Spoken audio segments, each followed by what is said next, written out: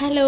So mutton நுரையீரல் gravy எப்படி பண்ணுவான்னு பார்க்கலாம். ஸோ அதுக்கு ஒரு ப்ரெஷர் குக்கரில் நான் வந்துட்டு ஒரு டேபிள் ஸ்பூன் வந்துட்டு நல்லெண்ணெய் ஆட் பண்ணியிருக்கேன். அதில் இப்போ வந்துட்டு நறுக்கி வச்ச ஒரு 10-15 சின்ன வெங்காயம் ஆட் பண்ணணும். ஆனால் என்கிட்ட சின்ன வெங்காயம் இல்லாததுனால நான் வந்து பெரிய வெங்காயம் ஆட் பண்ணியிருக்கேன். அதில் வந்துட்டு 2 டேபிள் ஸ்பூன் இஞ்சி வெள்ளைப்பூண்டு பேஸ்ட்டு, அதுக்கப்புறமா வந்துட்டு ஒரே ஒரு பச்சை மிளகா, 2 தக்காளி இதெல்லாமே ஆட் பண்ணியிருக்கேன். ஆட் பண்ணிவிட்டு அது நல்லா வதங்கினதுக்கப்புறமா நுரையீரல் போட்டுக்கலாம்.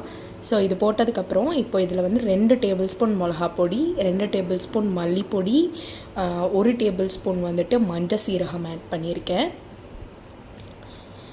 ஆட் பண்ணிவிட்டு அதுக்கப்புறமா வந்துட்டு ஒரு டீஸ்பூன் வந்துட்டு கரம் மசாலா, கொஞ்சோண்டு உப்பு, லாஸ்ட்டாக வந்துட்டு நான் வந்து பெப்பர் ஆட் பண்ணியிருக்கேன், மிளகு சீரகம் ஆட் பண்ணியிருக்கேன். ஆட் பண்ணிவிட்டு ஒரு 5-6 விசில் வச்சு எடுத்தோம் அப்படின்னா மட்டன் நுரையீரல் கிரேவி ரெடி ஆகிடும். தேங்க்யூ.